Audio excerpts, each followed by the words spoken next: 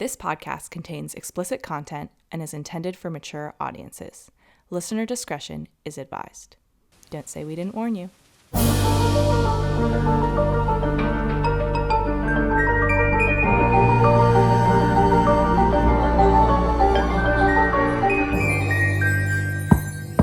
Hello and welcome. My name is Madison. And I'm Hannah. And you are listening to Who's Knocking? A true crime podcast. Yes, that is us.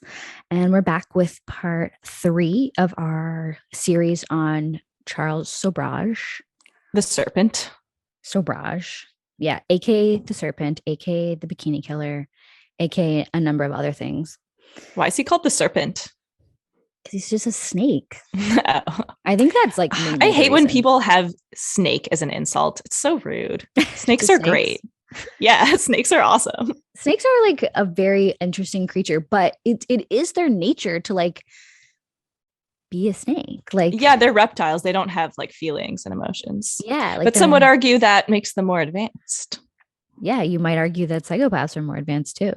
I actually have 3 snakes here right now. Yeah. Tell us all their names. Trinity, Neo, and Morpheus. I got real creative with those. Hannah, ask me what the most fucked up thing I read this week was. Oh, tell me. More fucked up than the guy who chopped off his dick and then... Oh, okay. No. Well, okay. So I already told you it, but I figured people might be interested too. But another story out of Oshawa, I sent you this, but a 22-year-old arborist. This was fucked up. Was doing wood chipping and like somehow got sucked into the wood chipper and died. Fucked. Like that's not okay. I saw this on 6Buzz for anybody. Did you see the photos? No, I okay. Okay. So we're into that would be bad. Photos, but like I just don't think, and they have not shown photos or video of like what this specific incident. No, I shouldn't have thought they would. I've been on the crime scene Reddit too much. But I started when I saw this on 6Buzz, which if you were like a Toronto resident, you will know what 6Buzz is, maybe if you're into Instagram. But for those of you who don't know, it's just like this like kind of meme account that like tells news stories and it's Toronto based. And so then I looked into it and it was like an actual story. Like that is something out of a horror movie. It really Somebody is. Getting sucked into a wood chipper.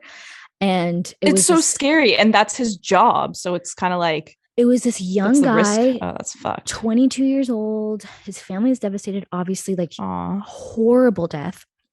But apparently there's been all these complaints of like, I don't know, whatever organization that like, maybe it's even just like workers of Ontario, whatever, who have been like, we need to look into these guys doing the wood chipper because, and like all the different, like, you know, tree maintenance, like going in the cherry picker thing or whatever. Like there's been all these like undercover people who've been investigating them and watching them. And like, they shouldn't be wearing jewelry and hats and things. And like, they like, people are like sticking their hands into the wood chipper while it's working. Well, that's crazy. And like being on their phones while they're like doing. Oh my God. That's so dangerous. And it's like clearly like something like that probably happened. I think it was like they were trying to get like a big branch in or something. And it like literally sucked him in. I cannot imagine anything worse. Like that's pretty much the worst on the level of the worst thing that could happen to you. Yeah. There was. Is that your phone?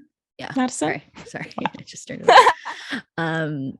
Yeah, it reminds me there's I forget what. Oh, I think it was The Last House on the Left. It was a horror movie. Yeah, I think Sarah I heard Paxton, which was a very graphic. Like she was very graphically raped in that movie. That's fucked. And somebody gets their hand stuck in a garburator. I don't know what that is. Oh yeah, it sounds terrible. But I think they have them. I think they used to have them here. I had a friend in high school who had one in their home. But it's like in the sink, the like drain is really I know big, what you're talking about. And you put like the compost in my God. Oh, essentially a blender. I actually just don't even want to think about that. So shitty. So there's something to start off the show with. I thought I would share that with everyone. Thanks. And like horrible, like also like it's not funny. It's like a man died and it was horrible. I mean, the movie one's kind of funny because it was in a movie, but the real one's very fucked up.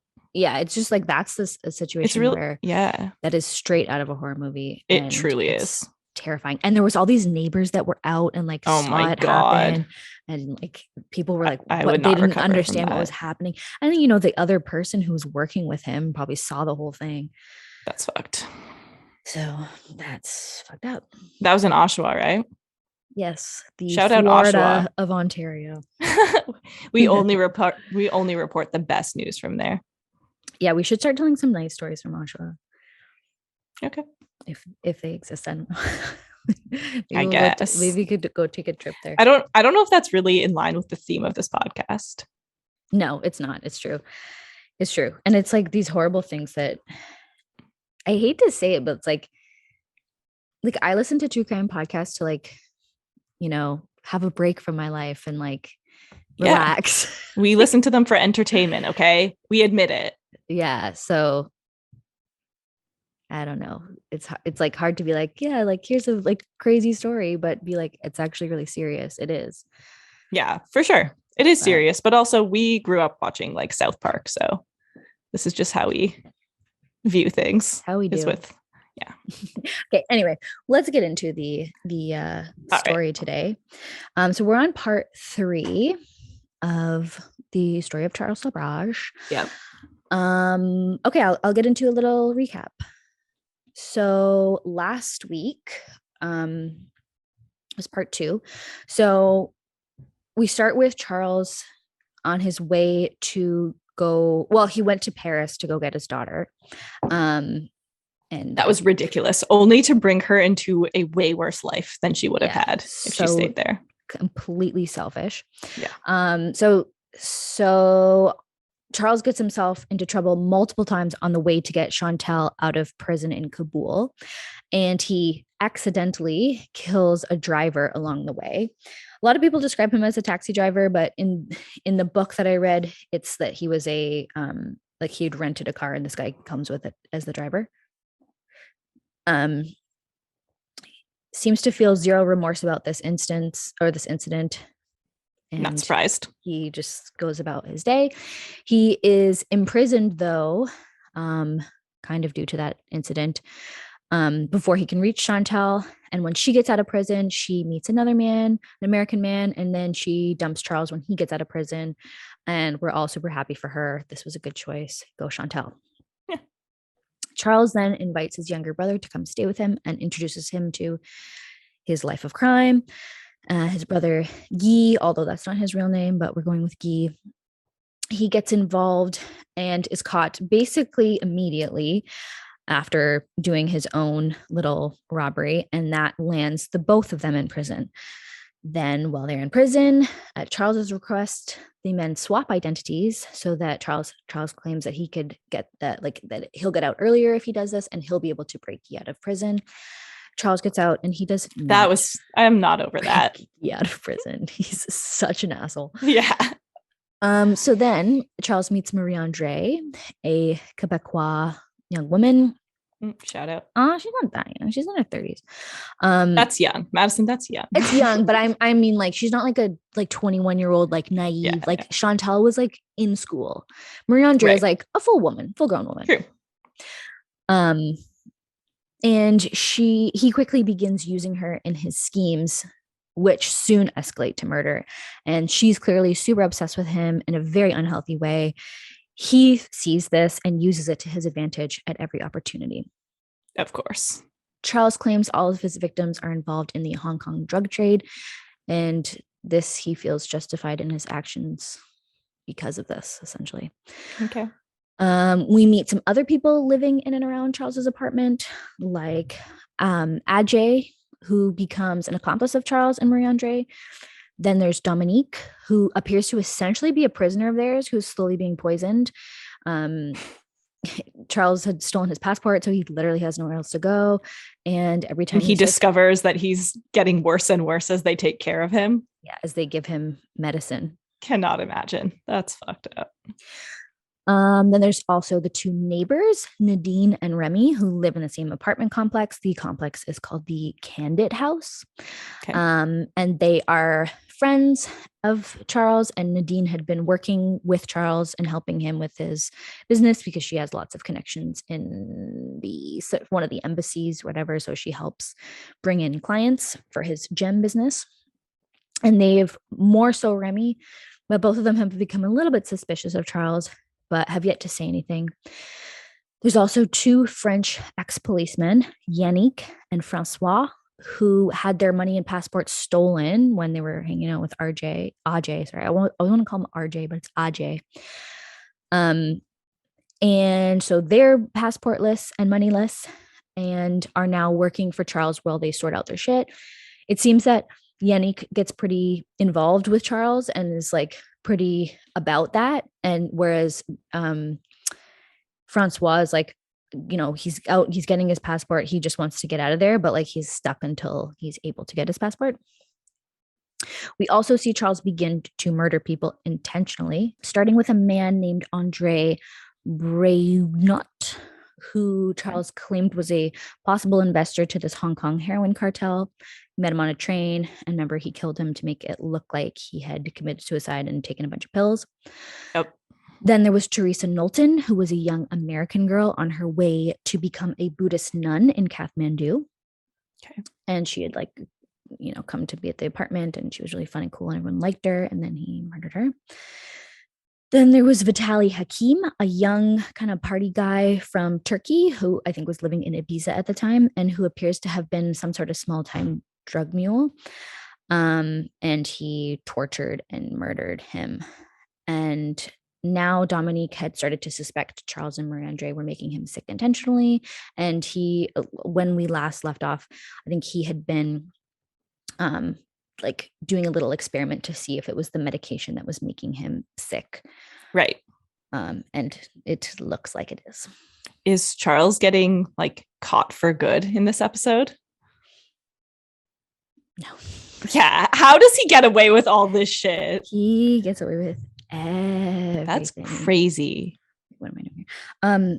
Yeah, I feel like there's just a lot of, and we'll get to, because he got taken down in a pretty unconventional way. And I think, and this is another thing very intelligent criminals do, is they jump countries and cross borders, and that's way different jurisdictions, of course. Right. And I think it takes a lot of you're not afraid to take a risk if you do that. He's just really good at talking himself out of situations and literally escaping, as we've learned. Yeah. The surgery when he God. Also at the time, it's so crazy to think about how easy it was to just alter passports back then, how there was no cameras. Yeah. Later we'll see it takes them so many different countries and Interpols and everyone to figure out what his actual name is. Remind me what year this was, or what years? So we are starting today at December 1975. Okay, so there were no really computer databases then? No, not in any of the situations that we're talking about. These were phone calls and not telegraphs, but messages being sent back and forth, physical paper messages. Right. I think this is before fax. Okay, so whatever's between telegraph and fax, I don't know.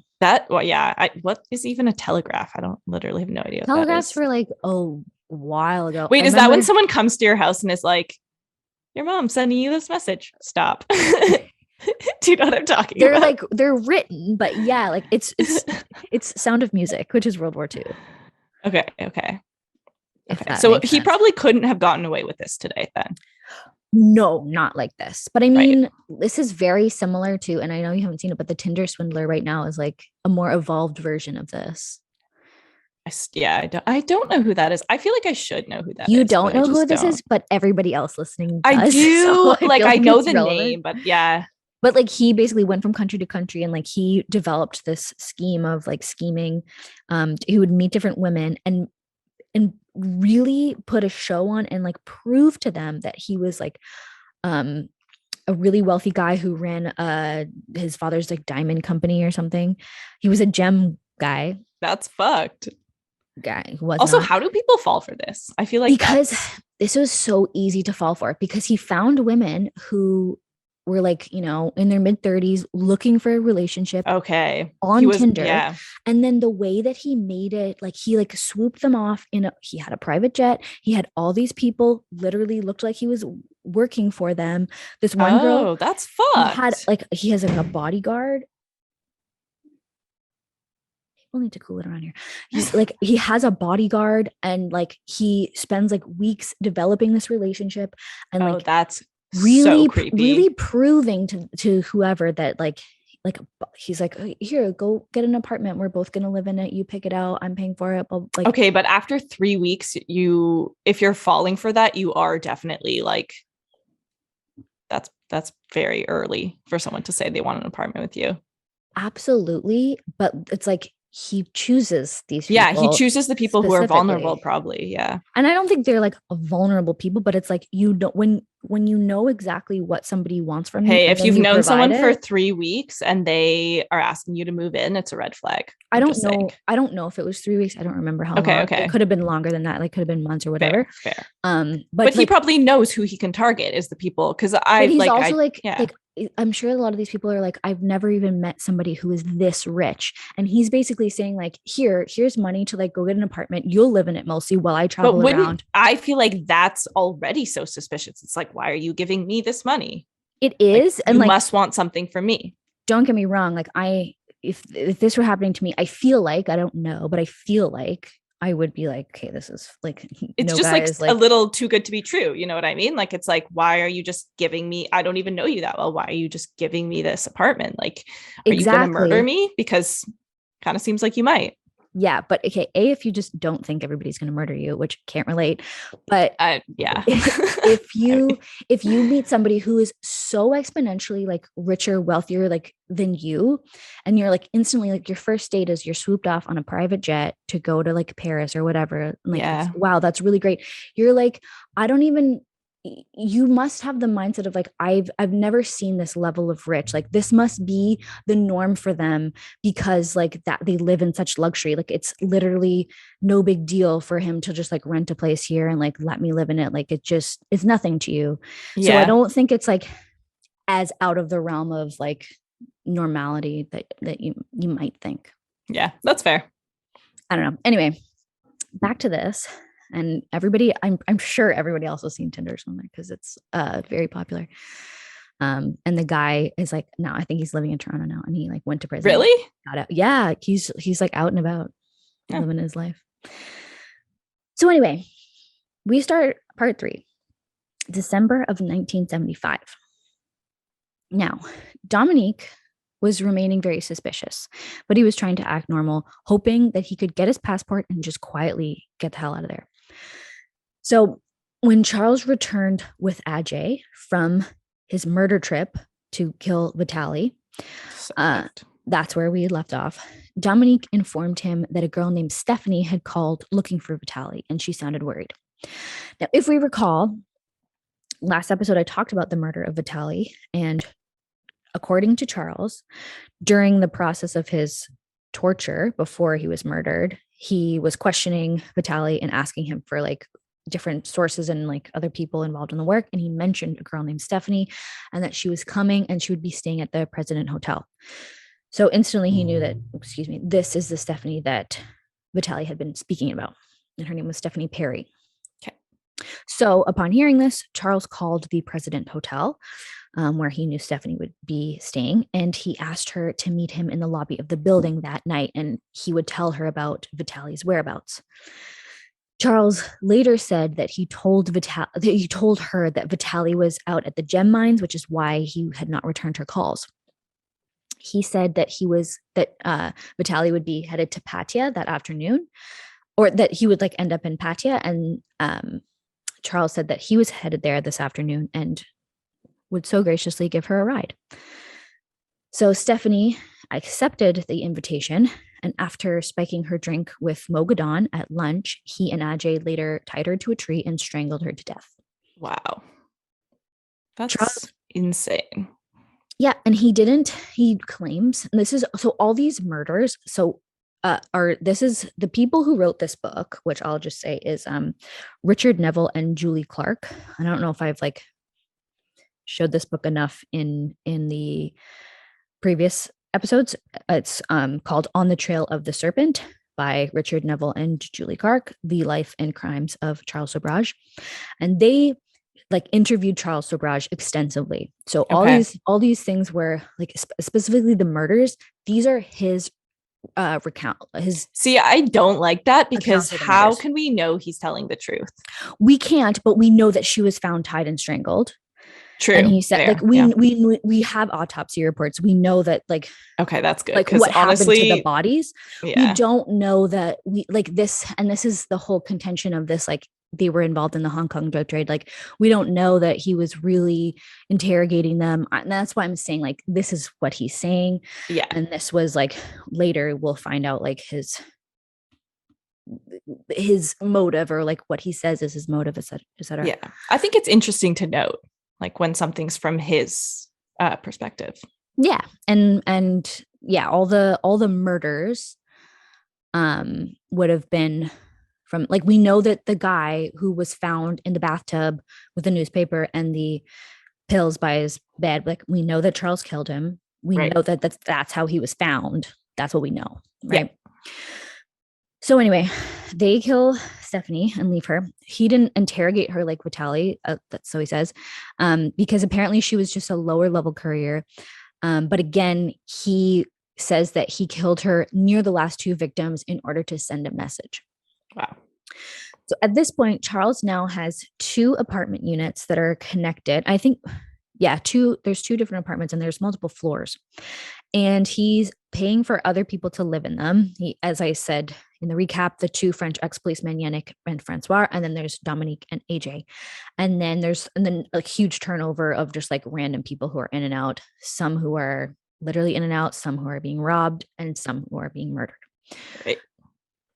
So one day, Charles showed up with a Dutch couple, and they are named Cornelia Hemker and Henricus Bintaha. It is a J. I forget how the Dutch pronounce the J's. I think it might be Bintaya. Okay. I'm going to read from a page. I've got a couple spots that we're going to read from today. Okay. So this is a letter that, and they go by Cocky and Hank. Okay. Cornelia goes by Cocky and Henricus goes by Hank. So that's how I'm going to refer to them. Okay. But this is a letter that they sent on the 8th of December, 1975 from Hong Kong to some people that they know at home. Dear Marique and John, it's now 1:30 a.m. and we have just come back from a nightclub. The reason why I am writing to you so suddenly is the following.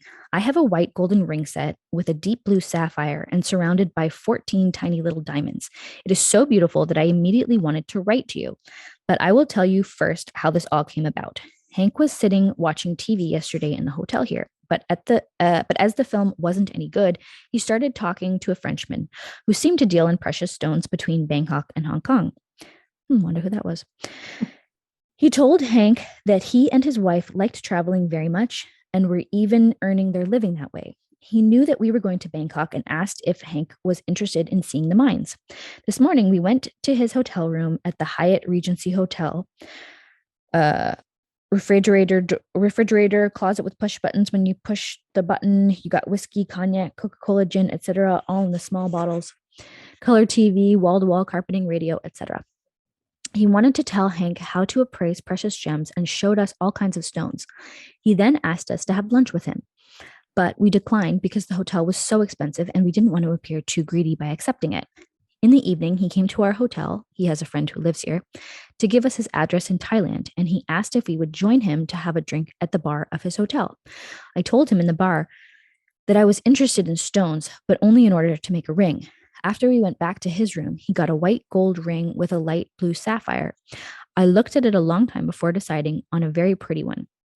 With a lot of pressing, we put the stone in a setting, and the ring is really very pretty. We got the setting at a factory price, but not the stone, because that was the prettiest in the collection that he had just bought. All in all, the ring was very cheap because here you can buy diamonds very cheaply. And in Thailand, sapphires and rubies are cheap as long as you buy them in large quantities. Later in the evening, we had dinner at the Hyatt and sat afterwards in a nightclub. He insisted on paying, and it really added up. And he also asked us to stay at his apartment in Bangkok. We're already offered a typically French meal because a French cook will be staying with him when we are in Bangkok, something to look forward to. With all his generosity, it could work out that the ring will cost us nothing. Sounds very greedy, but we have offered several times to pay for things, and he didn't want to hear it. He just sent me a souvenir from Holland, he said. So, clear to see who Hank and Cocky have just run into. Yeah. So they just show up with Charles at the apartment. Dominique and Nadine were told that Charles was selling, I guess they're around. They were told that Charles was selling gemstones to them and they were looking to make a big investment. But after only one day, shockingly, the couple fell ill. Oh my God. Marie-Andre asked Dominic and Francois to stay in one of the lower apartments unless they were invited upstairs, as they had a lot of private business to attend to. The two of them obliged, and they stayed down there together and started talking and trying to figure out. They had both, Dominic, we know, is quite suspicious of the poisoning and everything. Yeah. And he learns while being down there with Francois that Francois is also getting pretty suspicious. Oh, weird. And so they start talking, and they're like trying to figure out exactly what Charles was up to and why he was stealing all this money and passports and like making. Dominic just cannot figure out like why would they be doing this? Why? It's costing them money to house me. And and there's no knowledge of any murders yet at all. Yeah. But they realize that they're, taking passports and money. So they're like, okay, but it's just the fact that like, why are you keeping me here? Yeah. So meanwhile, Charles and Ajay were continuing to drug and interrogate Cocky and Hank about their role in the Hong Kong drug trade, apparently. Wow. After a few days of this, they told the couple and everyone else that that Cocky and Hank had gotten so sick that they'd have to take them to the hospital. So in the middle of the night, they like bring a groggy Cocky and Hank out to the car, saying that they're going to the hospital. But wait, do we know what he was poisoning them with? I don't know exactly what this was. But it was making them. It was to mimic like dysentery. So, well, and this point is more like flu. Like they're throwing up, they're dizzy, and they're like really fatigued and like just like stuck in bed. They can't get up. That's so scary. And I think like a lot of like diarrhea and vomiting. Instead, though, Charles and Ajay brought the couple out to the countryside, beat them, and set them on fire. Really? Yes. Wow. Why does he have to do it in such a horrific way? Like, you didn't have to do it that way.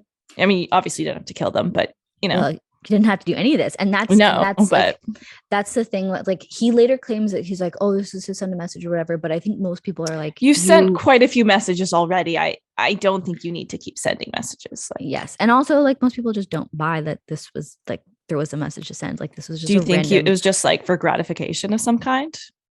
Yes. That's what, that's fucked. That's what I think. Yeah. I mean, why else? Right. At this point, he was picking people that like he seemed to resent. Okay. He had a really unstable life, so maybe he did resent a lot of people. Doesn't excuse murdering them, but yeah, like I guess it would explain it. What we see here is a big escalation, right? Because as I will note right now, okay, so the next day, the couple's charred remains were found by school children. That's, oh my God. And it's traumatizing. The positions of their bodies indicated that they were still alive when they were set on fire. Wow. So that's as bad as the wood chipper. Like, that's not a good fucking way to go. Yes, absolutely. And there's no mention that there was like any other I'm assuming that he beat them or something, but like as we'll see later, there's like other wounds and then people being set on fire. But it's like it is sick. Yeah, like what kind of a person does that? To be setting people on fire who are alive. Yeah. Like, that's fucked. Yeah. I've heard of this kind of stuff happening in the like countries where the illegal drug trade is really huge, like because there's just such a level of like danger involved there. They do that stuff. To send a message. Which makes his story like make sense, which is I'm sure why he decided to say that. Yeah, exactly. He's not a dumb guy. Right. And if it's really true, I mean, that's still extremely fucked up, but to an extent it speaks to the culture of like that type of lifestyle. But if he's genuinely just doing it because it makes him feel better to like, I think that's insane. That's so serial sick. Killer. Like, yeah, that's really sick. He likes killing people. That's fucked up. He likes having power over people. And like that is the ultimate form of having power over people. Murdering them or lighting them on fire. Taking their lives in a horrible way. And just like knowing like the way that his description of killing Vitaly, maybe I didn't go into it a whole lot, but like he put him into a car and told him that he was going to kill him. And then like for like the entire night just sat with him silently. So creepy. And then before he murdered him for no reason, he just chopped off all his hair. It's like weird. That's weird. This is the type of you're just tormenting him kind of. Is enjoying the torment and the torture and the lead up to murder. That's so sick. Yeah, that is really fucked up. And it's like, I feel like that part, like how sadistic the murders were sometimes gets overlooked because it's like, it's all the scams and like the fraud. And the escapes and the back and forth and all that stuff. But it's like the murders were brutal. Seriously. That's so like, oh my God. I didn't know he would take it to that level. Yeah, I didn't expect it. Yeah. But here we are. And like, this is like, it gets worse. Oh, okay. So the day after the murders, Charles finally returned Dominique's passport to him. Because Dominique had been asking for it continually, and he kept being like, "Oh, I'll get it to you tomorrow. It's in my." He kept saying it was in a safety deposit box at the bank, so we had to go to the bank to get it. But when he returned it to Dominique, he admitted he'd been using it, and he had removed Dominique's photo and replaced it with a photo of himself. So he gives it back to him. It does seem really easy to do that. Yeah, you just take the photo off and put your photo on it. Essentially, yes. Okay. He had a whole kit for it. So clearly there was like certain things you had to do, but like it's not so intense that like a person couldn't do it, Yeah. With no machinery, really. Yeah. So he gives his passport back and he opens it and he's like, "Okay, that's not my photo." Then starts looking through it.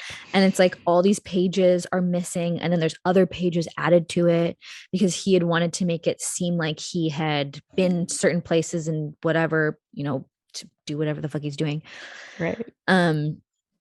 And so he gives it to Dominique, and Dominique's like, "Sweet, I'll be able to get out of here." But then he notices how fucked up it is. And then Charles is like, "Don't worry, I'll like, here, do you have a photo of yourself? I'll put it in." And he like really hastily, shittily puts it in. And he's like, "Don't worry, I'll fix it up properly. I'm just going away for a holiday for a week." Marie, and he calls her Monique, right? Monique and I are going for a holiday to Hong Kong for Christmas. And when I get back, like, I'll fix it up nicely. Sure. So basically being like, "I'm giving you your freedom, but like you have to stay here till I get back because like you're not going anywhere with this." Wow. Dominique played it cool, but he was like, "What the fuck?" And then Charles gives him a super muddy pair of pants and is like, "Dry clean these for me right away." Oh my God. And Dominique's like, "What the fuck?" Like, he must know that he can get away with this with people. He does, absolutely. Yeah. He at this point, this is like, think about every single thing he's done up until this point, and he's just a free man right now. Like, that's really got to go to your head. Yeah, he probably has so much confidence. Yeah, and he's got like piles of cash, so it's like, I feel like when a guy like this like is finally sitting on like actual money, he's like, "I'm on top of the world." Yeah. He really thinks highly of himself, very highly of himself, and that's like super clear. Yeah. So here's where things start to get quite crazy. So Charles and Marie-Andre are away in Hong Kong on their vacation. And Yannick was the one who drove Charles and Marie-Andre to the airport for the trip. But when he was returning, he picked up a newspaper. On his way back to the house, he picked up a newspaper, and then he read it, and then he started freaking out. He rushed back and started freaking out to Dominique, telling him that they had to get out of there right away. We had to leave. He showed Dominique the paper, and the headline of the story read, quote, "Australian couple killed and burned." He looked at the photo, and Yannick was convinced that it was Cocky and Hank, and that they had been misidentified as the Australian couple who was also missing at the time. Dominique was kind of tell? Well, Dominique was kind of skeptical at first, but then when he looked closer, there was like a skirt that the woman was wearing, and he recognized that was a skirt that Cocky had been wearing. Also, it said in the article that her shirt had a tag on it that said "Made in Holland," and they were from Holland, which is not like, crazy evidence, but they were already suspicious. They came here, they left they got Dominique's suspicious of anyone getting sick, right? And then they see them taking off and all that stuff. So it's like adding up. Mm-hmm. Then Dominique remembered the muddy pants that Charles asked him to dry clean, which was a very unusual request. And it was very unusual that, like, Charles was a very well put together guy who was wearing suits and all this shit. Like, it's super weird that he like had a super muddy pair of pants. This is not a guy who like does things in the mud. Then after that, he's thinking back about, he shows Yannick this piece of hose pipe that had just appeared on top of the fridge that same day, that they had come back, and looking at it closer, it smelled like gasoline. Oh God. So, and then they're also freaking out because 3 days before that, Francois had been taken to a bus station by Ajay, and he was supposed to be going to Penang for some sort of gym related situation. And so now they were like, fuck, is he dead? Like, we haven't seen him, and like he's taking his sweet time coming home. Oh my God. So the men knew that they had to get out of there. And then soon Nadine and Remy just showed up randomly. They had just gotten back from a trip that they had went on, and the two men told them what was going on, and they laid out all the evidence for them. And now we knew that Remy was already suspicious of Charles, and Nadine was like starting, like she was seeing things too. And so they like bought into it immediately and were like, okay, this is fucked. Like we got to get you guys out of here. So then they started going through the other apartments, and they were finding a lot of incriminating things. That's what really solidified everything. They found a necklace belonging to Vitaly. They found Cocky's purse with her money and her birth control pills in it, and like all her things that she would need. They found syringes and drugs and handcuffs. Oh, they found the drugs too. And oh my God. All this other stuff that they used to like drug and restrain people. Yep. Yannick, so I remember I just said recently, Yannick was like pretty involved in Charles's business or whatever. Like he'd gotten pretty comfortable. He had his passport stolen, and he hadn't even tried to start getting it back because he's like, oh, I guess I'm gonna just do this now and hang out with Charles. Okay. So he had the key to Charles's safe. So they opened it up and found a bunch of passports, including Yannick's own passport. The photo, of course, had been replaced with a photo of Charles. They also found Stephanie's passport, who I think her like dead body had come up in the news, but nobody had met her. So they just put it together after seeing her passport. Oh my God. Because she never came to the apartment. The group all sat around and tried to come up with a plan, because it was hard because first they thought we could go to the Thai police, but they were like, no, we're not going to do that, because the Thai police were apparently super corrupt at the time. Yeah. And they're like, they're not going to do anything. And like, who knows, that might even be worse. They didn't want to go to the French embassy because Charles had a lot of friends at the French embassy. And so another thing that Charles had been doing that didn't make sense to people at the time, but now kind of made sense, was he would sell gems to a lot of the people at the French embassy, but he would sell them gems at cost and like make no money off of like giving them really, really good deals. So because they knew this, they're like, okay, we don't know what friends he has there. We don't know if we go to the French embassy that like somebody there is going to like tip him off or something. Like it's just not corrupt. Might not be smart. So Yannick decided that, okay, they would we'd figure out a way to get back to France. And when they got back to France, he could contact Interpol and they would hopefully send somebody back through the French embassy or whatever, but they would be safe and it would be fine. It seems that Yannick had some sort of connections with Interpol. We know that he was an ex-police officer, some sort of connection that Francois didn't. We don't know. Okay. Their biggest concern at the time, though, was that Charles was due back the following day once they get to this point, and they had no money. Yannick's passport had Charles's photo on it.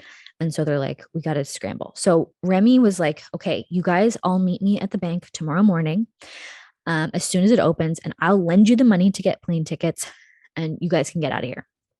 Yannick had to go to the French embassy and ask for a new passport. He was told at the time that it would take a few weeks. So he just kicked up this huge fuss and was like, I am a police officer and whatever. And they're like, okay, we'll do it for you on the spot, which is like, there you go. You can do that. Why is that not just the thing that you do?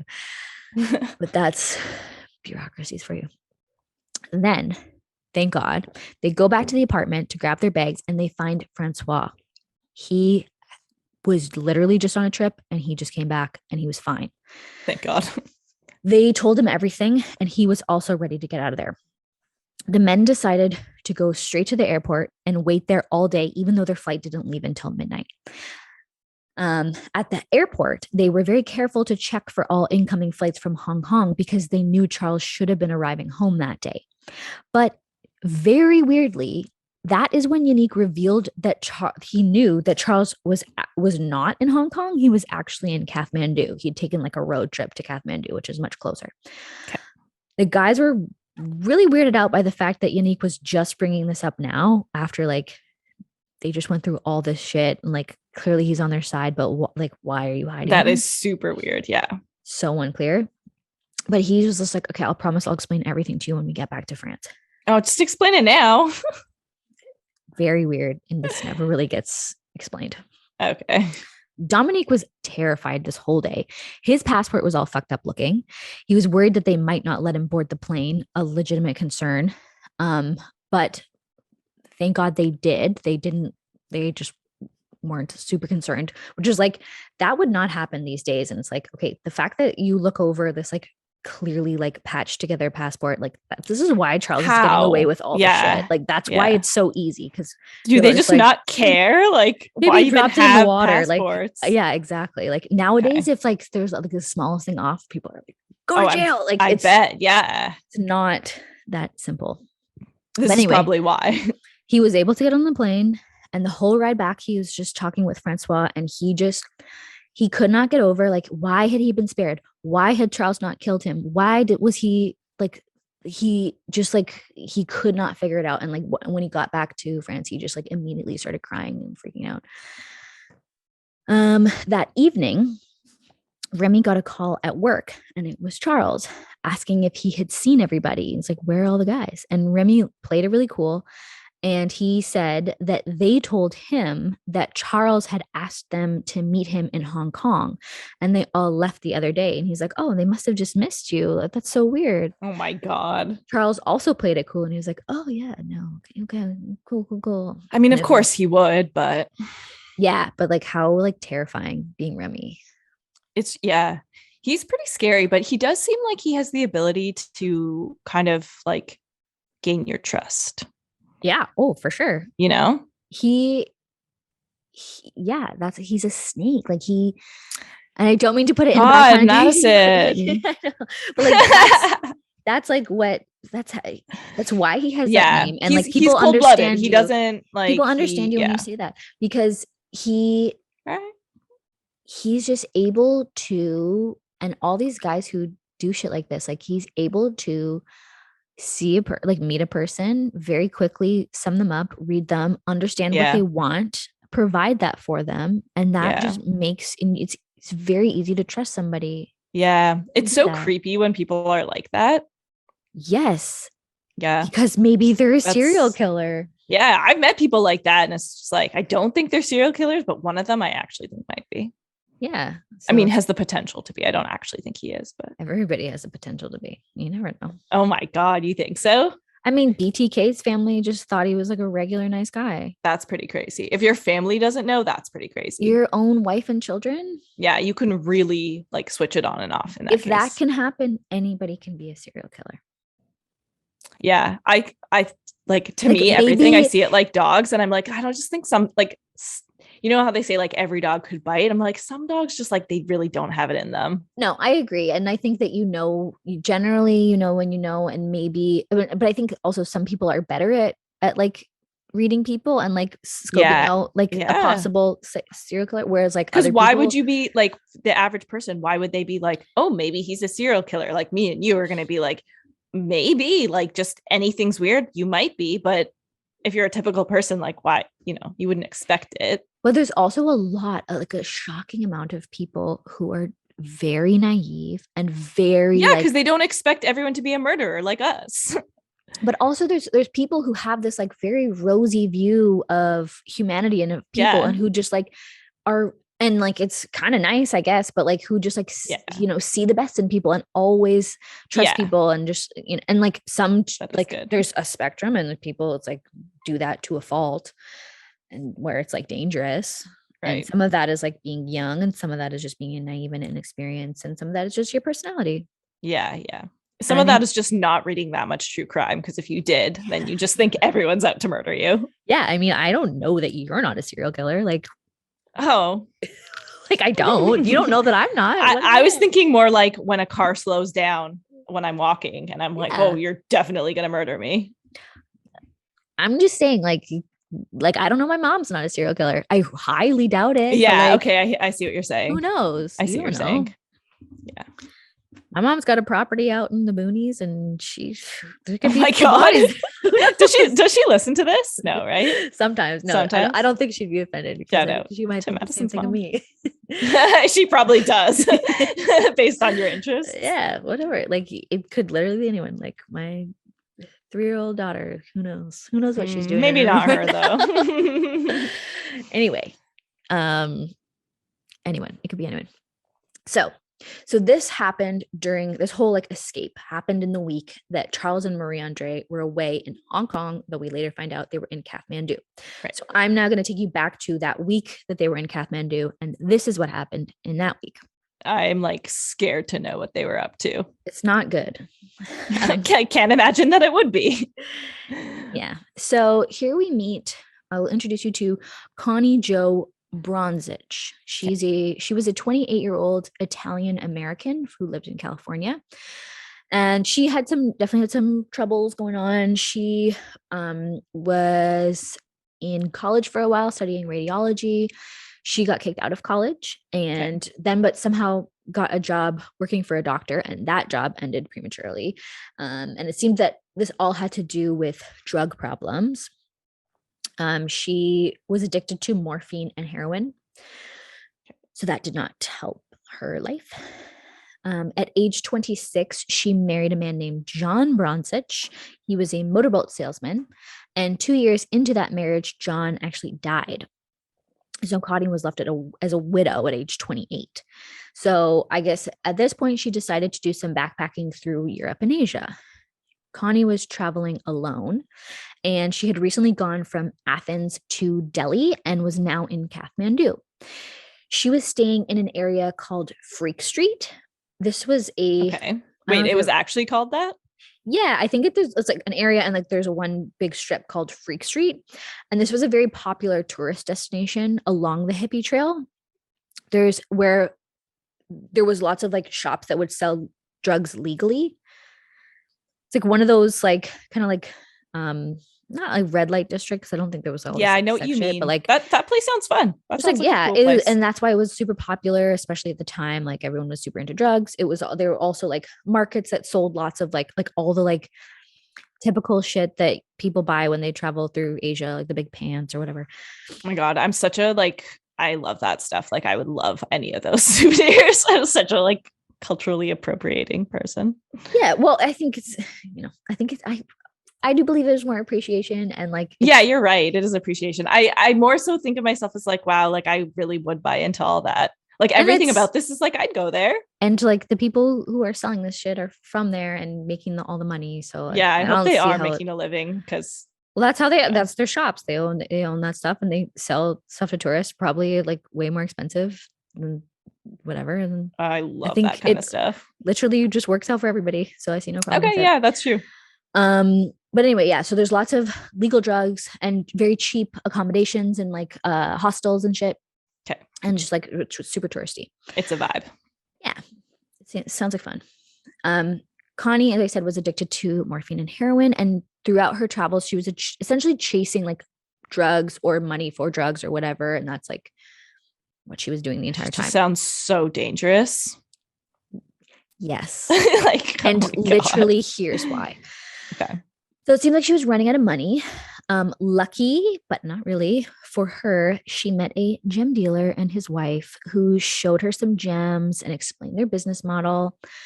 The couple bought her drinks and invited her to their place in Bangkok. Mm-hmm. And Connie was under the impression, based on their conversation, that she would be able to make some money working for them. So Connie had recently met a guy along the way. He was a very big, burly Canadian man named Laurent Carrier. Shout out. Yeah. Another French Canadian. Laurent was a whopping 6'6", huge burly guy. Excuse me. Laurent was very different than Connie. He was traveling. He had his traveling plans mapped out and scheduled to a T. His plans were thoughtful, and he did not appear to have a drug problem. I'm sure he did a couple of drugs here and there, but he did not appear to have a problem the way that Connie had a problem. The other people that they were hanging out with in Nepal thought that they were a very odd pairing, seemingly so opposite. Connie was literally high on morphine a lot of the time, and her presence was like depressing to people. I just feel like she's in such a like bad situation. Yes. This is a very vulnerable person. Yeah. Just with a huge target on her back, especially if this is somebody like Charles is around. For sure. Laurent was planning on spending Christmas at Mount Everest, which was a childhood dream of his. That's pretty cool. Super unclear how they like came to be hanging out with each other, but they were. On December 24th, Christmas Eve of 1975, 3 Nepalese police officers showed up at the Oriental Lodge, which was the hostel that Connie and Laurent had been staying in. Okay. They asked 3 other travelers, which were 2 Australian girls and a journalism student from Texas named Luke, to go down to the station with them. Okay. The 3 had met on their travels and were spending time together in the Freak Street area. And they had recently spent time with Connie and Laurent in that area and were staying at the Oriental Lodge as well. Luke was brought to a mortuary to see if he could identify the body of a female Western traveler.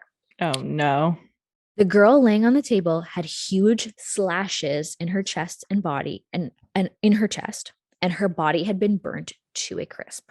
Oh my God. What made the slashes? A knife. Oh. He thought it could be Connie, but he wasn't sure. How could you know? Yeah. Because she was so burnt. He turned around and he saw another body, and this was a huge man who was so oh my God. So it has to be.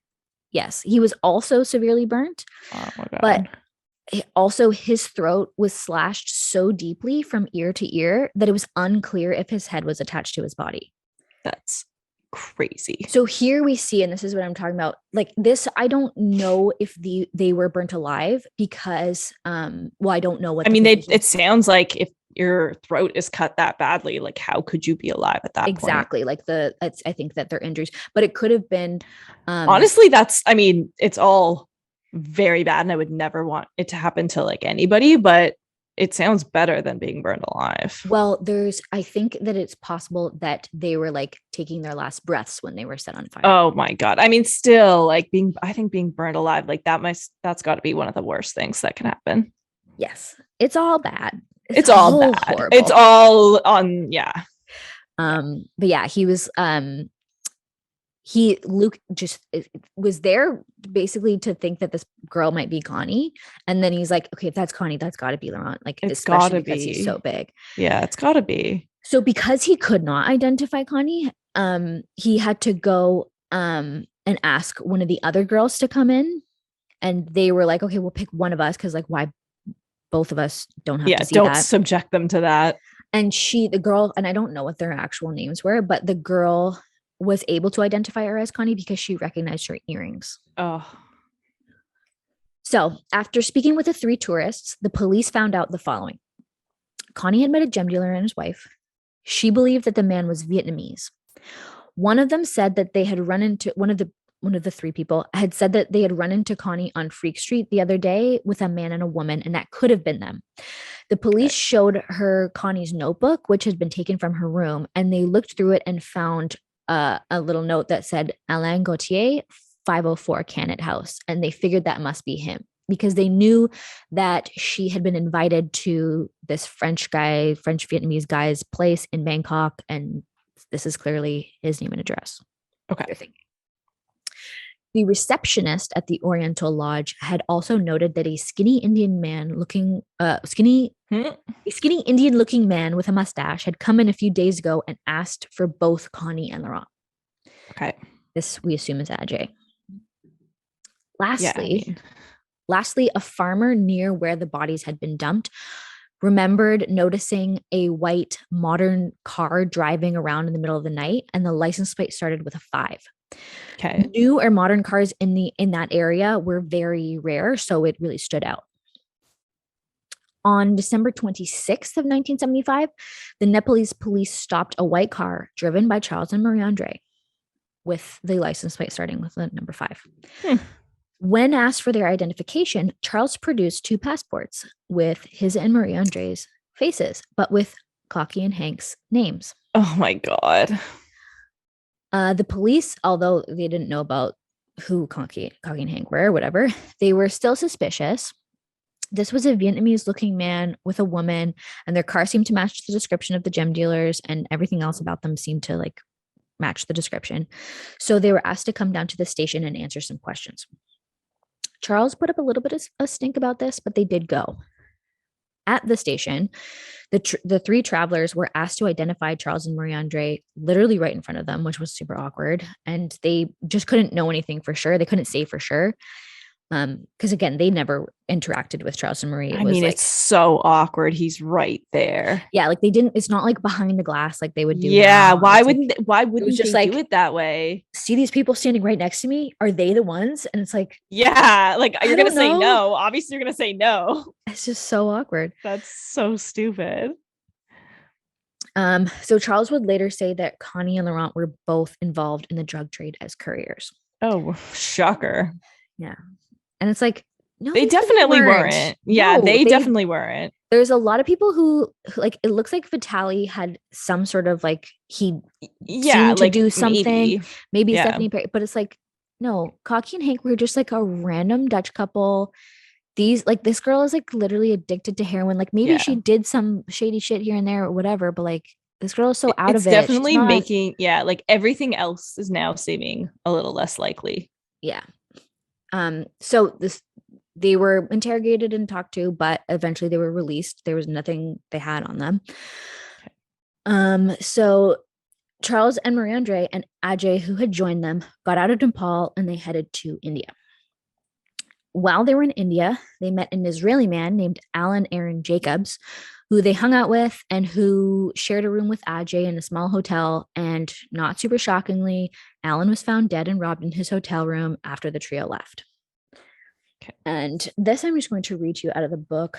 This I think just really speaks to Charles's personality. While they could have moved on to a number of cities, Charles saw no reason why they should. Although they had recently murdered 10 people, he did not live in fear of arrest. He was used to being on the wanted list. His gem business was thriving, and he planned to keep up such a show of affluence that he would be above suspicion or immune from its effects. While the murders didn't add to the complications of his external life, he also experienced no qualms of conscience. If some ask me whether I feel remorse, I answer, does a professional soldier feel remorse after having killed 100 men with a machine gun? Did the American pilots feel remorse after dropping napalm on my homeland? No. Society condoned the soldiers, telling them, "You have the right to kill. It is your duty to kill. The more you kill, the bigger the promotion. Do I have the same right in the interest of my own minority?" End quote. Honestly, there is something to be said for that, because if you're somebody that's coming from like an American Canadian perspective, I don't think we really realize how fucked up and recently the things that like the American military has done around the world. Like they did mass murders, for sure, brutally. And being from that country, like how would that feel, you know? Yeah, I can see how like people feel resentment. I can see how, like, I think it would really fuck you up. Yes, but these are governments that do these things, not individual people. But does that make it any less like, because the for example, I'm thinking of like I don't know what they did it specifically that he like where he was involved, but I've heard of like the prisoner camps. I've heard of the Americans like just going around like raping all the women. I've heard of obviously like the nuclear bombs on thousands of innocent people. Yeah, I mean, look, I don't pretend to know. I'm not saying it's right or wrong. I don't like, I think it's wrong, obviously.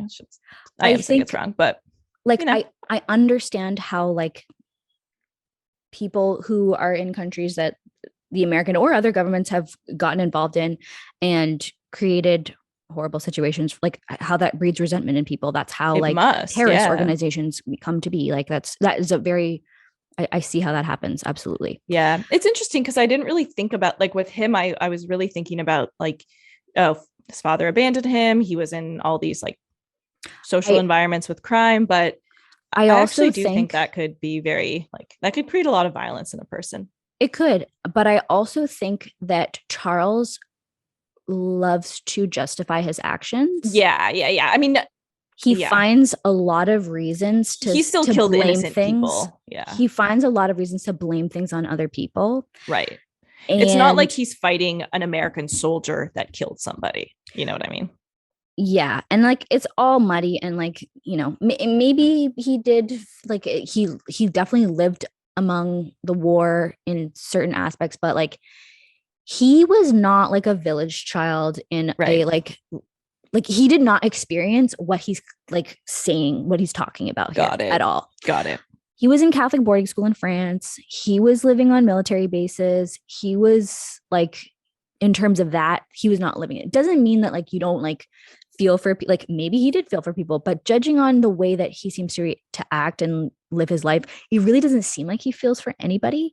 Yeah, so you think he's more just saying that as an excuse? I think that's a very convenient excuse for him to be using after he's been burning people alive.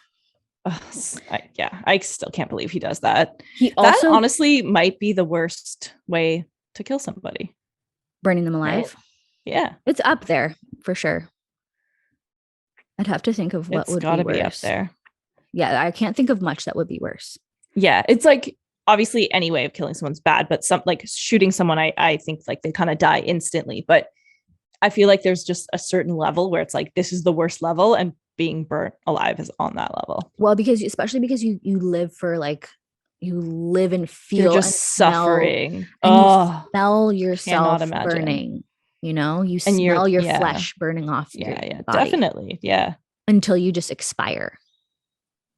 My God. And you probably want to die at that point. Yeah. That's fucked. I think like most forms of like torture that lead up to death are like pretty awful, especially if they're like done to you in a sadistic way. And that's one of the ways. Like there's obviously like you could take it further and do stuff that would last longer. Like you could just I mean, I could think you could just start cutting off fingers and then start cutting off arms, and like it's gonna take you a long time to bleed out. Yeah, that would be really bad. Fire is pretty bad. Anyway, I'll just go on to say he also says, quote, "I can justify the murders to myself. I've never killed any good people." I mean, which is just like, that's not really on you to make that judgment, whether they're good people or not. Yes. So this is where you see like either he's just saying that for shock value, or he really believes that, in which case, like he's got a pretty serious God complex, like thinking like, you're not a good person. And he did say at some point somewhere else that like this person who he just murdered, Alan Aaron Jacobs, apparently he was like a very hardworking guy who was like telling them about all the work he did. I don't really know what he did. And he's like, that's the only one I kind of felt bad about, because he seemed like a hard worker. Like, then why did you murder him? Yeah, it's like, that's nice. You felt bad. That means a lot. You needed his passport, so you murdered him. And now you kind of feel bad. Like, okay. So that's what went on. Why are all these doors slamming? God damn.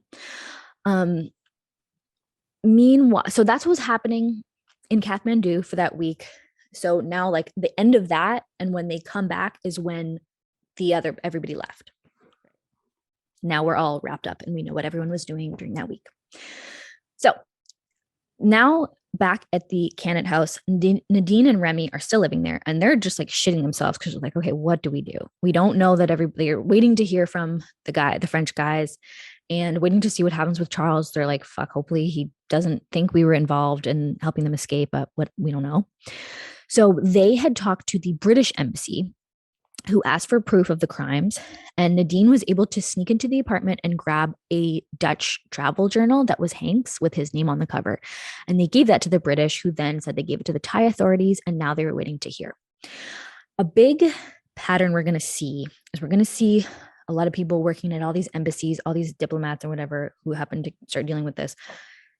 Big thing with them, they just write reports about everything, but nobody does anything. They're just like bureaucrats who are not there to deal with this type of shit. So like besides like literally one or two guys who you'll meet later, they're all useless. Okay. Nadine tried to stay away from the apartments while Remy worked all day because obviously she's terrified of Charles.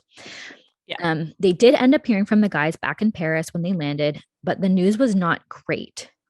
They sent back the money that they had borrowed, but Yannick never got in touch with Interpol like he said he would, and he had run away, which was super sketchy, and nobody ever saw him again. Like, what the hell? Really? I mean, I kind of don't blame him, but that is sketchy. It's just like, why? Maybe, and maybe. I mean, if he got away, I guess, but maybe, and my theory would be that like Charles had made him do something like super sketchy and illegal that he didn't want to get caught for, so he's like, I just better fuck off.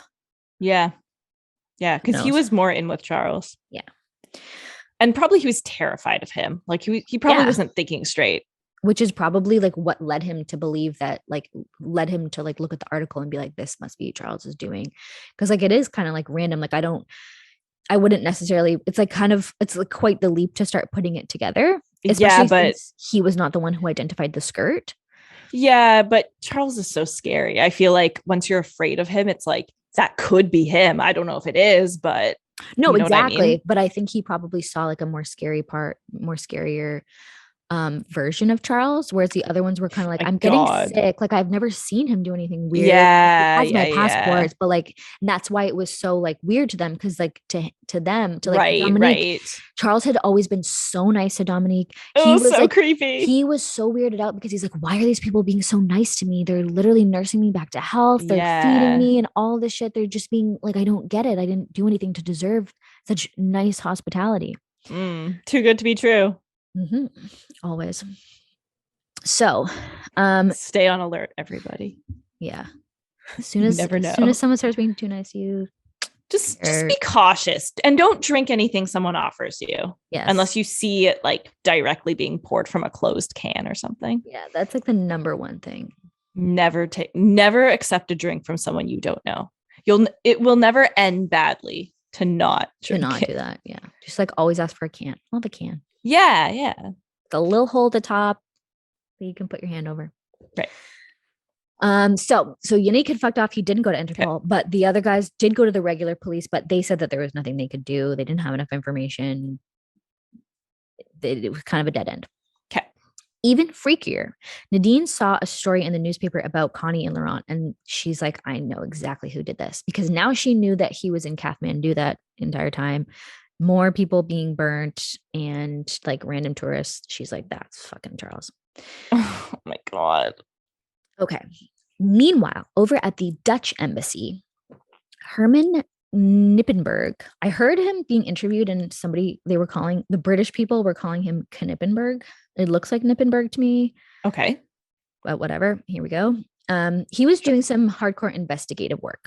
Herman was a Dutch diplomat, and his main responsibilities included dealing with visa applications, Dutch Thai adoptions and stuff, administering financial aid to Laos, But on February 6th of 1976, a letter had come across his desk regarding two missing Dutch tourists, Henk Bentaha and Kaki Hemker. And this was that letter.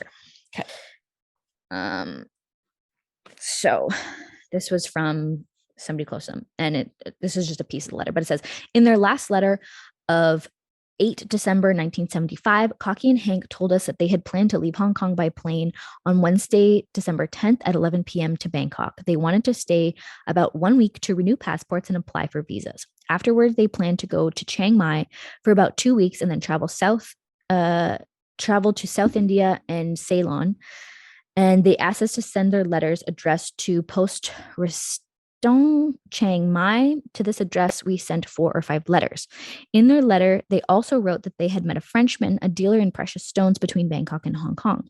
Kaki and Hank were invited several times by this Frenchman to his hotel, the Hyatt Regency. Shockingly, not a Hilton. The Frenchman planned to leave on the 8th of December for Bangkok, where he and his wife lived in an apartment. Kaki and Hank were also invited to go to their apartment, and they had to tell him when exactly they were arriving in Bangkok so the Frenchman's secretary could meet them at the airport. He also promised he would take them to the gem mines. Okay. Herman had checked, and their visas had never been renewed. He called the Chiang Mai post office and found that there was mail there waiting for them. So that's when he began to get suspicious. So clearly they had not made it there. Right. Herman began to do some digging of his own, although this was really not his job. A little while later, one of his colleagues named Paul Simons actually asked him if he was missing any Dutch tourists. Paul then launched into the story about a guy named Albert Goyat, who had gotten another colleague of theirs, a Belgian diplomat named Giles de Givney, into some trouble. Apparently, Albert was a French-Moroccan antique dealer who had enticed Giles with some Thai woman, some sex worker, and had essentially been holding this over his head. No. And the guys were trying to dig up dirt on this Albert guy so that they could kick him out of the country because he was just causing problems for them. They knew that he was some sort of gem dealer who was always traveling. And this guy sounded a lot like the guy in the Kaki and Hank letter. Interesting. During their search, they started to hear rumors about a mixed-race Frenchman who lures tourists into his Bangkok apartment and kills them. Somebody said that they saw a whole pile of passports at the apartment, and 2 of them were Dutch. So this is all that stuff is what Paul had heard and about the 2 Dutch passports, which is why he went to Herman and was like, "Are you missing any Dutch people?" Right. They were also hearing that this guy who lives there is named Alain Gauthier, but they were thinking maybe this could be the same guy. Like it's the same first letter, like it's AG. And like clearly he's like doing some shady shit. Maybe he's like changing his name. And it turns out that the source of a lot of this information was tracked back to Nadine and Remy. Okay. And those were the sources, like Paul's sources. So the 2 started discussing the Australian couple who had been found dead and burnt. Herman remembered that the woman was wearing a shirt that said "Made in Holland." And after looking into this, he found out that the Australian couple that they had originally been identified at had showed up alive and well. And that's when Herman started thinking that that couple must have been Hank and Kaki. Herman decided, against Simon's advice, to go to the Thai police. Simon had said what everybody else says about the Thai police, that they were known to be very corrupt. And he was very worried about his sources because he knew that Nadine and Remy were still living in the same apartment complex as this Alain Gauthier. So he feared for their safety. But Herman went to them anyway with a theory that the burnt couple were Kaki and Hank. And he told them, and the Thai police said, "Okay, well, we'll send for their dental records. And if they're a match, we'll go from there." Yep. This is all very reasonable. Cool. Later, Hank received a large envelope marked confidential from Paul. It had a bunch of information about Alain Gauthier, everything from Nadine and Remy, things that they suspected to still be in the apartment, namely a number of passports, including the Dutch ones, a Dutch travel journal. There were descriptions of Alain, Monique, and Ajay, and one of Charles's other Thai girlfriends, who's a young woman named Room. And her father was a high-ranking Thai police officer, which is why Charles was dating her. Right. And this was a whole big mess because Marie Andre knew about this girl and she was really jealous of her. And this girl is like a young 20s girl, and she's like super in love with Charles because he's whining and dining her and telling her that he's going to marry her. And she's like, oh, it's so great, blah, blah, blah. As a woman, so annoying that he can just get away with this. Yeah, well, he's also like apparently super like sexy and suave, and like everyone's always like, he's so sexual. Like, disgusting. Yeah, you said that. I've only seen photos. It's hard to tell, but So there was a part in the book where they were talking to like a doctor who had like he had gone to, and he's like, he was the perfect specimen of human man. Oh, the doctor said that. Yeah. You know what that reminds me of? The doctors that were assessing Roche Thériault, who's just like the worst person ever. And they're like, he seems like a cool guy. Here, for anybody who's watching, here's like a picture in the book. Can you see this? Because I can't see super myself. Sexy. Yeah. It's just like, he's just like super cut in a. Yeah, like I guess like just from an objective point of view, like he has a very like there's like nothing ugly about him, I guess. Like he has a very like conventional, like anyone would be like, well, I think too, nobody would be like turned off by him, I feel like. He's like mixed race, which was not as common at the time, so it gave him like a very exotic look. Yeah, and, like, he like liked to dress himself very well and clearly kept super that goes fit. a long way. That goes a really long way. Yeah, and so I think he like played up like his like quote unquote exoticism, and he has that narcissist like sociopath where you can give a really good impression. Yeah, that's one of their best skills. Yeah, and people ate that shit up. Wow. So Rung was one of those women, and she like, you know, unbeknownst to her, she was like holding evidence for him and stuff. He'd be like, oh, I'm just gonna like leave this briefcase here. See, that's annoying too. Yeah. Oh, he 100% used her. He 100% was like, okay, a young girl who's naive and she's just gonna fall in love with me. Her dad is a high-ranking Thai police officer. Perfect. That is perfect for him. And she like they would Marie Andre had this little dog, this little white dog. Oh, you Frankie. Didn't mention, you could have said something about that. She like always had this dog. I think like she used this as like comfort because she always had this dog with her. It's like just a cute little white dog. And like this girl Rung was always like watching their dog when they like went on trips and shit. And it's like, that's actually really funny. Hey, that doesn't sound so bad. I mean, it's just like, sounds like a nice dog. You don't know it, but you were watching my girlfriend's dog. And you're supposed to be my fiance. Like, but at least she gets to hang out with a cute dog. It's kind of I guess not the worst. No, that's definitely not the worst of the story. Fair enough. Yeah. So, yes, there was descriptions of all of them. And Paul warned Herman still not to go to the police with any evidence until he had so much that he could prove beyond a doubt that Alain was the person he was looking for sure. He said, if you do so prematurely, the likelihood that the whole investigation will just collapse before it even begins is so high. And again, citing safety concerns for Nadine and Remy. Okay. Herman then visited the Australian embassy. He spoke with Vice Consul John Carrick, who told Herman about another Australian couple who had a run-in with a gem dealer couple who matched Charles and Marie Andre's descriptions to a T. And mind you, at this point, they do not, their names, the names Charles and Marie Andre have not been identified yet. They are known as Alain Gauthier and Monique. Nobody knows those names, including the description of Marie Andre's dog, a little white dog, with its name Frankie. They did not change the name of the dog. Oh my God. And this couple who had run into them, they had lived to tell the tale. So Herman got to work combing through flight records and mapping out Hank Hinckley's travel route, where it seemed to stop. And he was able to catch like the Kathmandu trip, which looked like he was like, okay, clearly they were using their passports because, you know, they have all this stuff that had not been picked up. And clearly they had not gotten to this part where they were supposed to get to, but then their passports show up in Kathmandu. Then the dental records come in, and Herman took a dental expert of his own to compare them to the bodies, the charred bodies. And so this was the dental records of Hank and Cocky. And it turns out they were a match. And these bodies were identified as his Dutch tourists, Hank and Cocky. Once Herman had all his evidence, what he really believed was a solid case, he took it to one of the head guys at the Thai police. And that guy looked through all of his evidence, and he seemed to really buy everything and felt that Herman had a solid case. And Herman was really playing it up and being like, this is going to look really good for you guys. Cause like, you'll take this guy down, and like all the, you've got Dutch people, you've got American, or whatever. I don't know who they know they have at the time, but he's like, everyone else will be really happy with you guys, and it'll be all good. So the Thai police guys said that the crime suppression unit, which is what they call their crime unit, I guess, would get started on it right away. But he did say kind of on the download that they were dealing with some weird political stuff right now. So he's like, I encourage you to like continue looking in on this on your own. Okay. And so this should have been where Herman stopped. Like he should have just given over this and just been like, okay, it's out of my hands now. It's like in the hands of the authorities.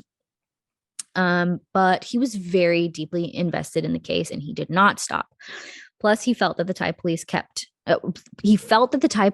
were telling him to look into things. And what they were really saying was like, we're not really interested in doing this. So like, if you want to continue with this, like go for it, but we don't really care. That honestly might be the case. That's what it seems like. It seems like they just don't care. Yes. And I don't know like what, maybe if they have like bigger fish to fry or if it's just like corruption or whatever. It seems like there's a lot of corruption there. It's pretty, because we're in a country where like we're supposed to see like the government as the kind of like, these are the people to trust. And the police, like they're supposed to keep you safe. But obviously there's places where that's not true. And that's fucking scary. Yeah. And it's like, okay, that's exactly why Charles decided to set up shop there. Yeah. It's easy to get away with things there. Yeah. So Herman was he got really into this. He could not get the autopsy findings or the sight of the dead, charred bodies out of his head, which really kept him going. It was clear that Charles had set Hank and Cocky on fire while they were still alive, and that money was not the only motive, that there was like, it was a very evil thing, and that just like kept him up at night. I mean, yeah. I wouldn't want to go anywhere near this guy. Yeah. So Herman called up Paul and asked him if he could meet the two informants he had living at Cannon House. So Herman and Paul and Guile DeGivney decided to go down themselves. They parked a couple blocks away from the apartment complex and they brought their guns and they went to Nadine and Remy's place. They quickly explained a little bit, and then all five of them went to DeGivney's place where everything got laid out. The five of them talked like all night until the next morning. Nadine and Remy told them everything. They told them about the Dutch travel journal, which they had handed over to the British embassy, who had done nothing with it besides write up a report. They told them about all the passports, about Dominique and Francois and Yannick. Nadine drew them a detailed map of the two apartments that Charles owned and gave them a list of all the items that could probably be found in each of them. Herman was able to complete a very detailed report with so much evidence that it would be impossible for the Thai police to do nothing, hopefully. Yeah. One thing they really needed to include in the report were photos. They didn't have any photos of Charles or Marie-Andre and Ajay. Nadine volunteered. She's like, okay, if you guys give me a camera, I have a really good view of them from my apartment and I can take some photos. She is stepping it up. Yeah. Like Nadine That's and Remy risky. are just like regular civilians and they're just like staying in the apartment, knowing they're living next to killers and who very well could figure out that they're in on all this shit. They're like, it sounds really cool, but also terrifying. Yeah. I mean, part of it is to like, they probably realize if we're not going to take this into our own hands, like he's going to get away with it. So exactly. Yeah. So they really, I'm sure were like highly motivated.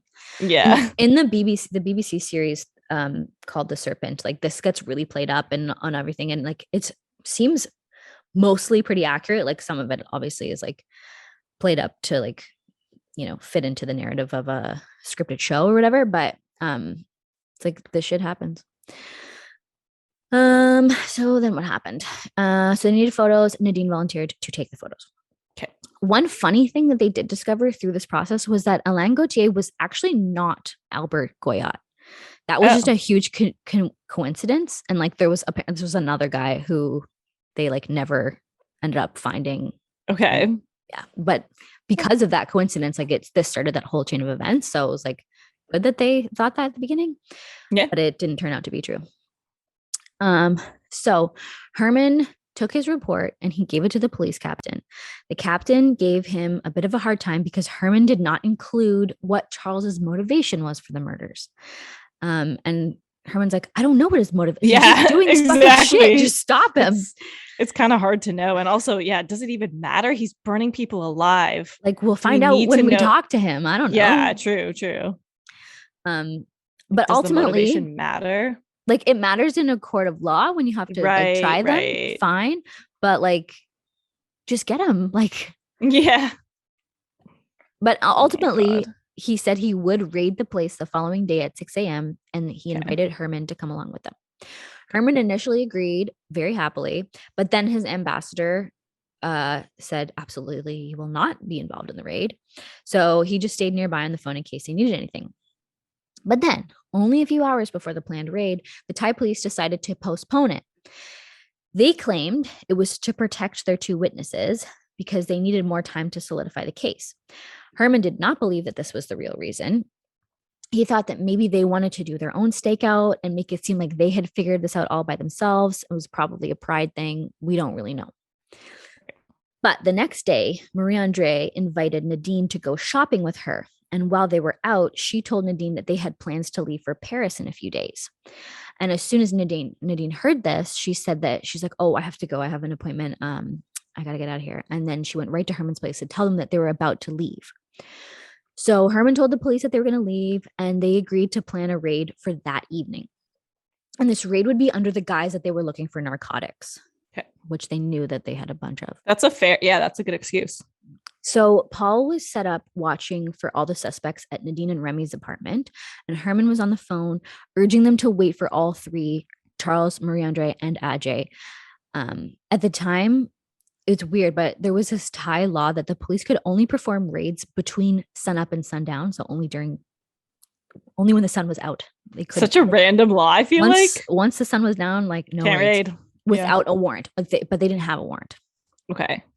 So their time was running out as it was getting closer and closer to sundown. And so far, only Charles and Marie-Andre were in the apartment. And Herman was very insistent. They're like, you have to wait for Ajay, because if you don't get him now, he's and he finds out, he's gonna flee and we'll never find him. Right. But it was down to the last few minutes when Ajay finally showed up and the raid was successful. They had all 3 suspects. In the apartment, the trio were surprised by the raid, and Charles was upset that he had not seen it coming because he usually saw everything coming, but he was prepared.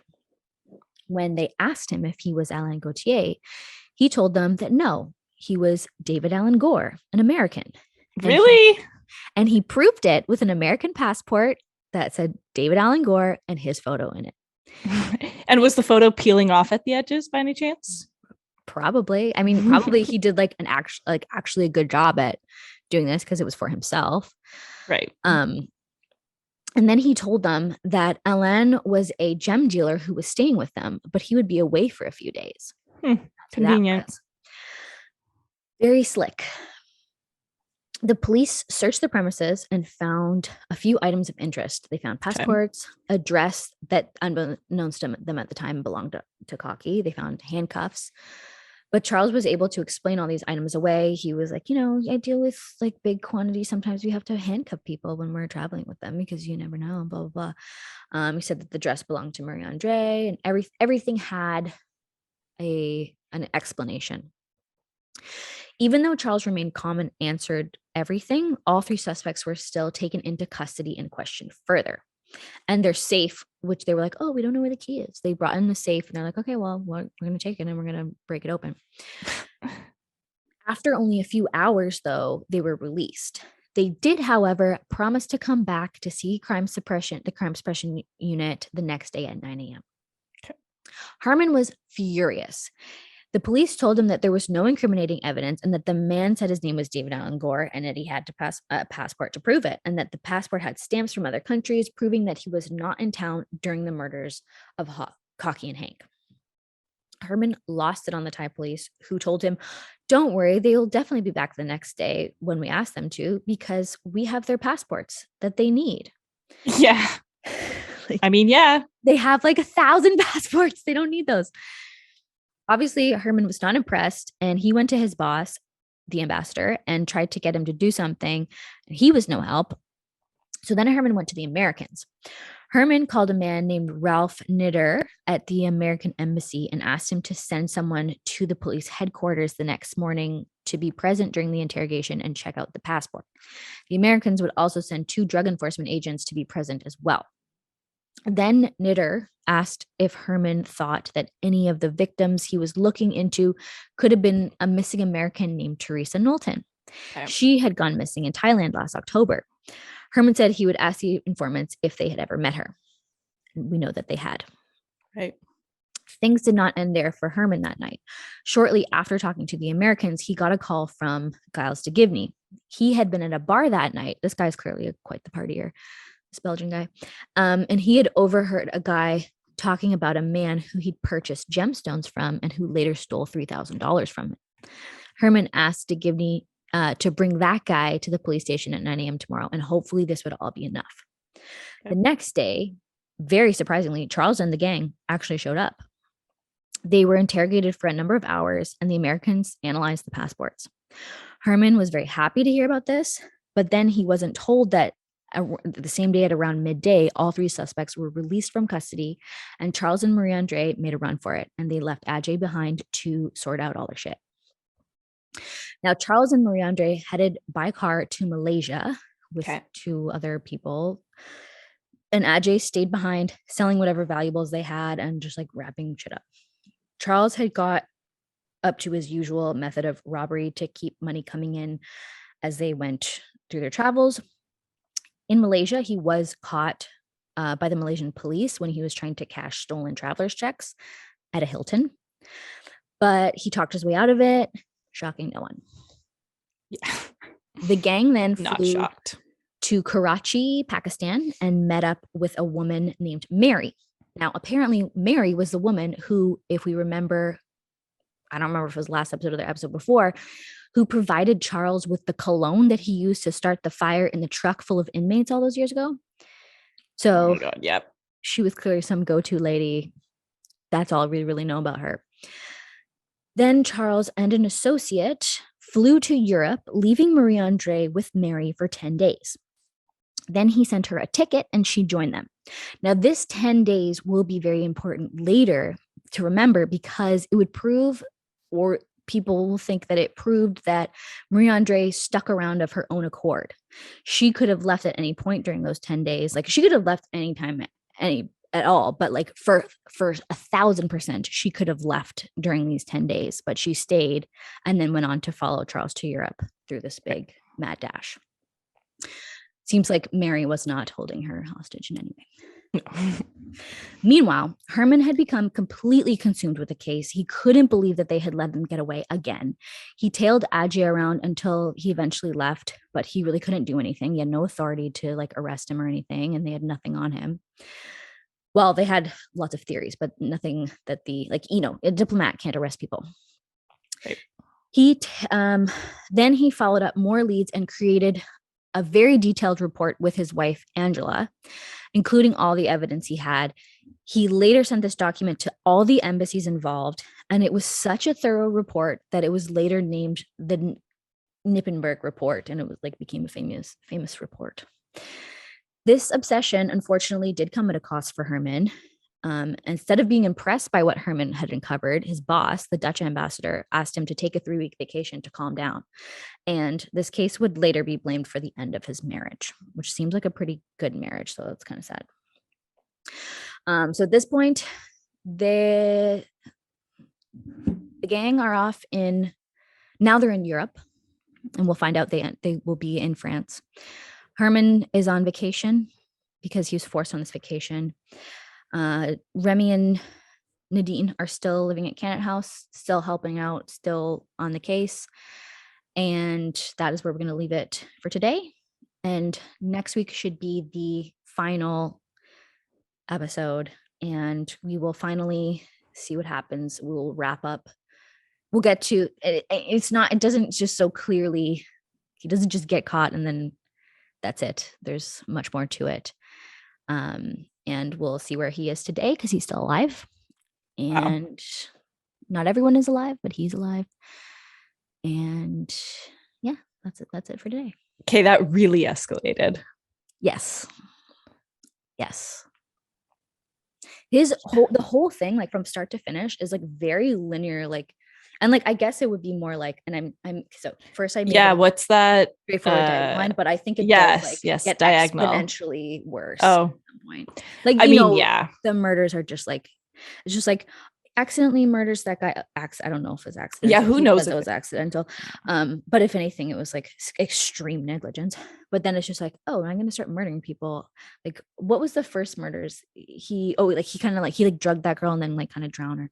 And then it's like, oh, now I'm burning people alive. Yeah. Like, holy shit, man. Yeah. Clearly he's like getting a taste for it. I cannot imagine being in his head. Like, I can't imagine the perspective of someone who's like, I think I'm going to burn someone alive today. 2 people. I'm going to burn them alive. Yeah. I don't know. I think it's got to be a mixture of like there's got to be something in the brain of like somebody who like can do that, who like has I guess you have, I don't know. The question is like, does everybody have it within them, like if they're pushed to a certain point, or if they like, because it's like, okay, are you pushed, or like do you kind of put yourself in that situation? Do you have the ability, does everybody have the ability to like get to that point where they're like able to be so horrible?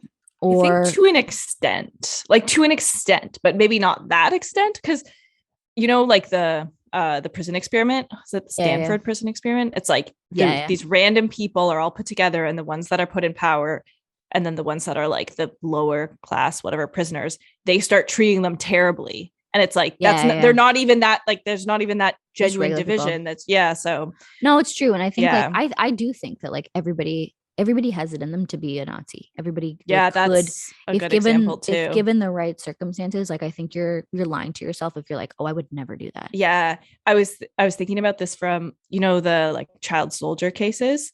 Yeah. They always say like it was so easy to manipulate the children into becoming these just like violent. I mean, they gave them drugs and stuff, but they made them these horrible, violent, like killing machines. Yeah. And then afterwards, those kids had a really, really hard time integrating into society or integrating back. Mm-hmm. And it's like so much. Of course, but it's so much easier to like mess a human up than to try and fix them in a way, which is really fucked up. Or maybe we just don't have the like environment to provide the right support or whatever. But yeah, no, there's a really interesting book I read I think it's called Ordinary Men. Okay. And it's about in Nazi Germany, they needed soldiers or whatever to be Nazis. So they took this like ordinary group of like police, like a police battalion or whatever, just like guys who were police officers, and they rounded them up and they're like, okay, you guys are going to do some horrible shit. If anybody wants to leave now, you can go. Like 2 or 3 of them left, and then they just turned them into Nazis. And like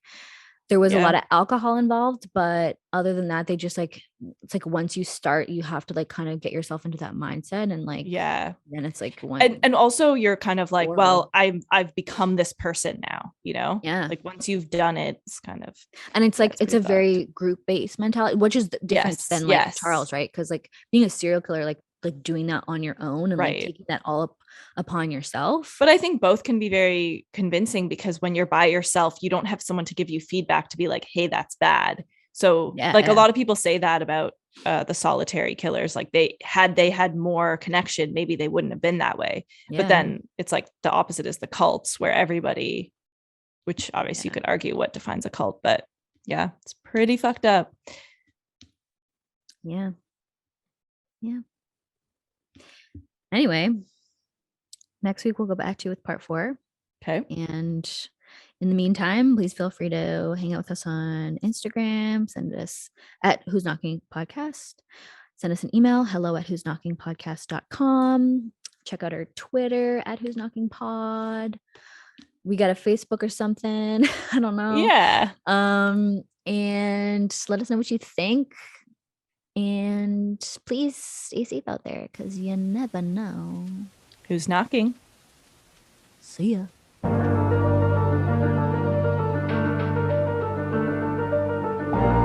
This podcast is produced in collaboration with Lost Line Media. Artwork by August Digital. Music by Matthew Cook.